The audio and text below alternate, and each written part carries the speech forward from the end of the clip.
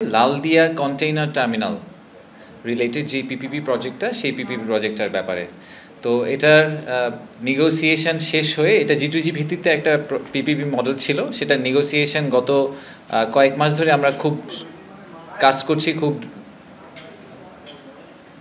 গত কয়েক মাস ধরে আমরা খুব একটা বড় একটা দল একদম দিনরাত খেটে কাজ করছে এটা নিয়ে। এই নেগোসিয়েশন চলছিল আমাদের কাউন্টার পার্টির সাথে, সেটা শেষ হয়েছে। শেষ হওয়ার পরে আমরা এখন ফাইনাল কনসেশন এগ্রিমেন্ট যেটা সেটাকে নিয়ে গেছি আজকে। তো আমি এটা নিয়ে একটু ছোট্ট ব্রিফ দিই আপনাদেরকে, তারপর আল টেক ইউর কোয়েশ্চেন্স। এইটা চিটাগং পোর্ট অথরিটি একটা 30-year কন্ট্রাক্টে এন্টার করছে। সো কনস্ট্রাকশন প্লাস 30 ইয়ার। কনস্ট্রাকশন করতে আমাদের এস্টিমেট হচ্ছে রাফলি 3 বছরের মতো সময় লাগতে পারে, বাট প্লাস মাইনাস অবভিয়াসলি অনেক ধরনের ফ্যাক্টর কাজ করে। তা আমাদের যাদের সাথে আমরা কন্ট্রাক্টটা করছি তারা হচ্ছে APM টার্মিনালস। APM টার্মিনালস হচ্ছে এপি মোলার মার্স্ক যে গ্রুপটা আছে সেই গ্রুপের একটা সাবসিডিয়ারি, এবং তাদের পিছনে আছে আপনারা অনেকে হয়তো এপি মোলার ফাউন্ডেশনের কথা শুনে থাকতে পারবেন ডেনমার্কে। They are very well known, they are actually foundation, so it's a charitable organisation. তো তারা আমাদের সাথে এই পাবলিক প্রাইভেট পার্টনারশিপ প্রজেক্টে লালদিয়া কন্টেইনার টার্মিনালটাকে ডেভেলপ করার জন্য আমাদের কাছ থেকে নিচ্ছে। যখন আমি ডেভেলপ করার কথা বলছি তখন আসলে আমরা ওনাদেরকে যেটা দিচ্ছি সেটা একদমই একটা গ্রিনফিল্ড, এখানে কিছুই নেই, একটা জাস্ট সবুজ মাঠের মতো। সেই মাঠের উপরে ওনারা একদম বেস লাইন থেকে কনস্ট্রাকশন করবেন, কনস্ট্রাকশন করার পরে জেটি নির্মাণ করবেন এবং তারপরে ওনারা পোর্টটা অপারেট করবেন। তো প্রথমেই যে প্রশ্নটা সবসময় চলে আসে, তাই আমি ওটা ক্ল্যারিফাই করি। The ownership remains with the port. So ownership আমাদের কাছেই থেকে যাচ্ছে। ওনারা আমাদের ল্যান্ডের উপরে নিজেরা একটা টার্মিনাল করবেন এবং 30 বছর পরে এটার একটা এক্সটেনশনের সুযোগ আছে। যদি ওনারা কেপিআইটা মেনটেন করেন তাহলে ওনাদেরকে আমরা এক্সটেন্ড করতে দিব, বাট ইভেন্চুয়ালি আসলে ওনারা ফুল অ্যাসেটটা আমাদের কাছে ট্রান্সফার করে দিবেন। So the ownership remains with us. However, যেটা সবচেয়ে ইন্টারেস্টিং ব্যাপার এখানে সেটা হচ্ছে যে এই পুরা প্রজেক্টটা করতে ওনাদের প্রায় $550 মিলিয়ন মতো খরচ হবে, উইচ ইজ বাংলাদেশি টাকা যদি আমি ক্যালকুলেট করি প্রায় 6,700 কোটি টাকা।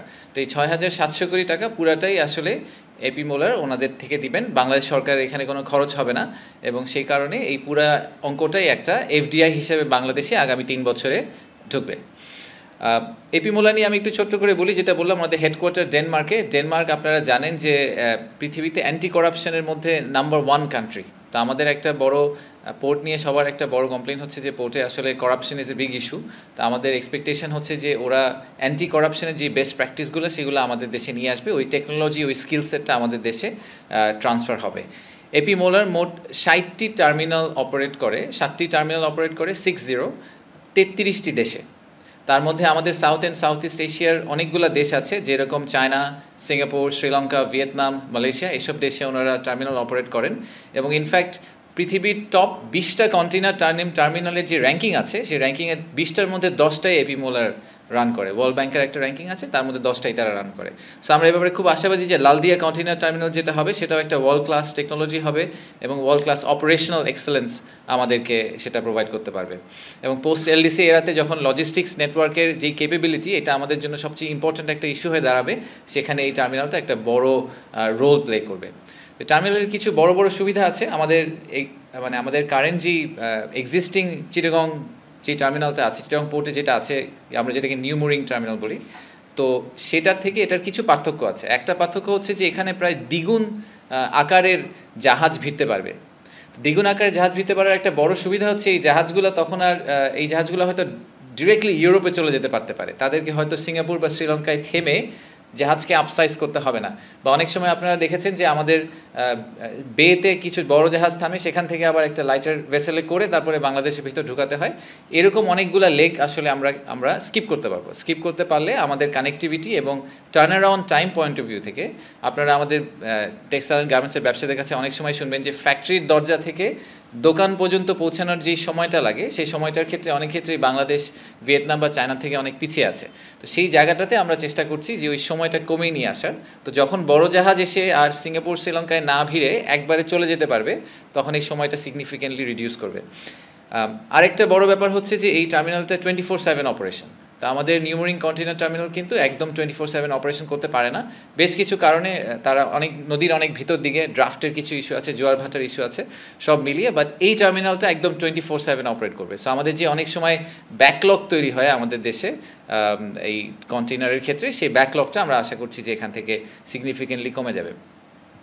এফডিআইয়ের কথা আমি আপনাদেরকে একটু আগে বলেছি, একটা ছোট্ট পয়েন্ট বলে রাখি, সেটা হচ্ছে যে আমাদের জানা মতে এটি বাংলাদেশের ইতিহাসে ইউরোপের সবচেয়ে বড় এফডিআই। ইউরোপিয়ান কোনো কান্ট্রি থেকে বা ইউরোপ মহাদেশ থেকে এত বড় এফডিআই বাংলাদেশে আগে কখনো আসেনি।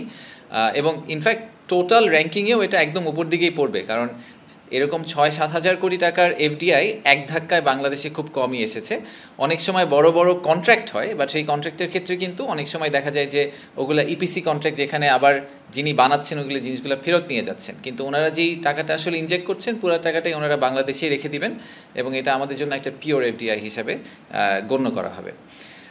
টার্মিনালের ক্যাপাসিটি হচ্ছে 800,000 টিইউ। টিইউ হচ্ছে, আপনারা সবাই জানে যে এটা হচ্ছে একটা measurement criteria for container terminal handling. তো সেটা আমাদের 8 লাখ কন্টেনার হচ্ছে মিনিমাম ক্যাপাসিটি। আমরা আশা করছি যে ওনাদেরকে যেভাবে আমরা প্রাইসিং সেট করে দিয়েছি, যে ওনাদেরকে আমরা অ্যাকচুয়ালি এনকারেজ করছি যে ওনারা যদি নাম্বারটাকে বাড়িয়ে ফেলতে পারেন, আরও এফিসিয়েন্সি গেইন করে, আরও নতুন টেকনোলজি এনে। সো আমাদের এক্সপেকটেশন হচ্ছে 8 লাখ থেকে 1 মিলিয়ন, 10 লাখের মধ্যে হয়তো একটা নাম্বারে ওনারা অপারেট করতে পারবেন। তো আপনারা যদি এখন আমাদের এক্সিস্টিং ক্যাপাসিটির কথা চিন্তা করেন, সেই ক্যাপাসিটির থেকে কিন্তু একটা সিগনিফিক্যান্ট জাম্প হয়ে গেল। আমাদের এখন যে ক্যাপাসিটি আছে তার প্রায় 40% বেশি হয়তো আমরা অপারেট করতে পারবো, ক্যাপাসিটিতে অপারেট করতে পারবো টার্মিনালটা যখন হয়ে যাবে। তো ওনারা যদি জানুয়ারি মাসে কাজ শুরু করেন, এখন আমরা আশা করছি আমরা আগামী সপ্তাহে কন্ট্রাক্টটা সাইন করে ফেলতে পারবো। তো ওনারা যদি জানুয়ারি মাসে কাজ শুরু করেন, তাহলে আমরা 2026 থেকে আরও 3 বছর যদি আপনারা যোগ করেন, 29-এর দিকে গিয়ে আমরা আশা করছি যে টার্মিনালটা চালু হবে। এছাড়াও কিছু ইন্টারেস্টিং ছোট ছোট ফ্যাক্ট বলি, যেগুলো হয়তো আপনাদের কাজে লাগবে। একটা হচ্ছে যে আমরা এই কন্ট্রাক্টটা এরকমভাবে দাঁড় করানো হয়েছে যে ওনারা সাইন করার সাথে সাথে আমাদেরকে 250 কোটি টাকা দিবেন। সো সাইনিং বোনাসের মতো করে বা সাইনিং মানি হিসাবে ওনারা 250 কোটি টাকা কমিট করেছেন, বাংলাদেশ সরকারকে দিবেন। আর তারপরে যেটা বললাম যে এই প্রায় 6,700 কোটি টাকার যে ক্যাপিটাল এক্সপেন্ডিচার হবে, সেটা হচ্ছে পোর্টটা বানাতে, যন্ত্রপাতি আনতে, এরা কমপ্লিটলি ওনারা করবেন। আর প্রতি বছর ওনারা যে টিইউ হ্যান্ডেল করবেন, সেটার থেকে একটা অংশ ওনারা আমাদেরকে শেয়ার করবেন। সো প্রথম 8 লাখ টিইউর জন্য প্রতি টিইউতে ওনারা আমাদের $21 করে দিবেন। তারপরে এটা যখন 8 থেকে 9 হবে, এটা $23 হবে। আবার 9 থেকে যখন আরও বাড়তে থাকবে, তখন আবার প্রতি টিইউতে নাম্বারটা আবার নেমে আসবে। তো আমরা এটা এরকম করে করেছি যাতে ওনাদেরকে আমরা এনকারেজ করি যে ওনারা অনেক বেশি হ্যান্ডেল করেন। আমাদের আসলে ভলিউম হ্যান্ডলিংটা আমাদের জন্য ইম্পর্টেন্ট, বাট একই সাথে আমরা মেক শিওর করার চেষ্টা করেছি যে বাংলাদেশের economic return point of view থেকে চিটাগং পোর্ট অথরিটি যাতে কোনোভাবেই লস মেকিং না হয়। এটা আমাদের জন্য যে ইকোনমিক্স আমরা দেখতে পাচ্ছি, সেটা আমাদের যে কোনো ইকোনমিক মডেলে আমরা we have taken it through. আমাদের ট্রানজ্যাকশন অ্যাডভাইজার ছিল আইএফসি, ওয়ার্ল্ড ব্যাংকের যেই সাবসিডিয়ারি আছে। তো ওনারা আমাদেরকে হেল্প করেছেন। আমরা খুব ডিপ ফাইন্যান্সিয়াল মডেলিং করে দেখেছি যে এখান থেকে আমরা যে রিটার্নটা পাচ্ছি, এটা আমাদের অন্যান্য যে কোনো পোর্টের তুলনায় অ্যাকচুয়ালি অনেক অনেক বেটার। এটা একটা global standard, global safety standard এবং এনভায়রনমেন্ট স্ট্যান্ডার্ডের একটা পোর্ট হচ্ছে। সো এটা একটা গ্রিন পোর্টের মতো করে হবে। সো সেটাও আমাদের জন্য একটা বড় ব্যাপার হবে। আর আমরা অবশ্যই এক্সপেক্ট করছি যে আমাদের নিজেদের ওয়ার্কফোর্স এখানে কাজ করবে। তো এই পোর্টটা চালু হলে প্রায় 5 থেকে 700 লোক শুধুমাত্র এই পোর্টেই কাজ করবে।